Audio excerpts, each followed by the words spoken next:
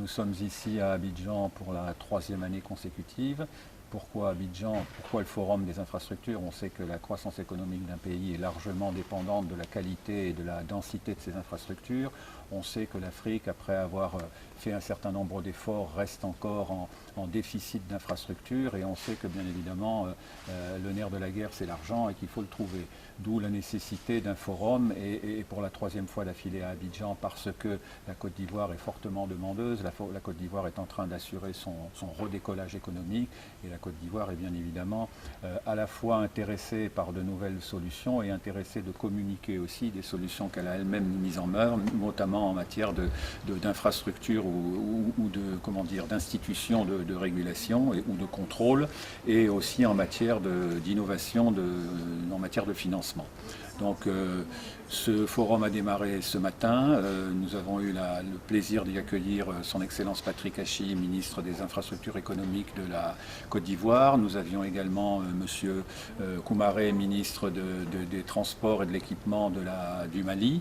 Et nous avions une énorme délégation du Burkina, une grosse délégation marocaine, qui ont un peu pu exprimer leurs opinions. Nous avons parcouru un certain nombre de thèmes. Le premier sur l'importance des infrastructures et de leur entretien et de la réhabilitation de certaines d'entre elles dans l'économie d'un pays. Et ensuite tous les détails liés au montage juridique, aux assurances nécessaires pour que les projets soient menés à exécution dans la plus parfaite indépendance, la plus parfaite transparence.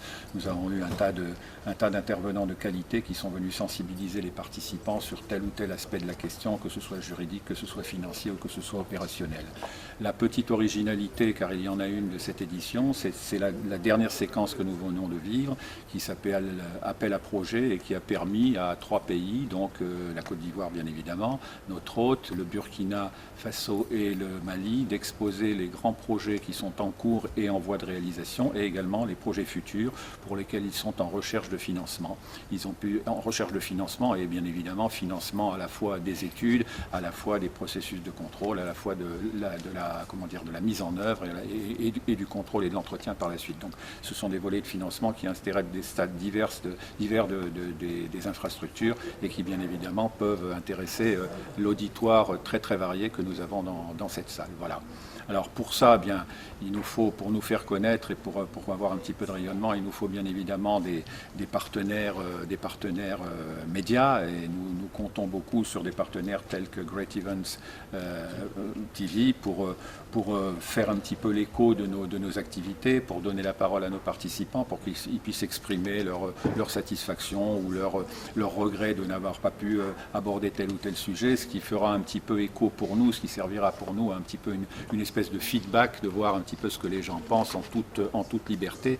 Ils peuvent vous dire à vous des choses qu'ils n'oseraient peut-être pas nous dire à nous. Donc c'est important d'avoir et la couverture média et la remontée d'informations qui nous permet de nous sensibiliser sur tel ou tel point, et de voir si nous avons effectivement répondu aux attentes ou si nous devons progresser, sachant qu'on doit bien évidemment toujours essayer de progresser.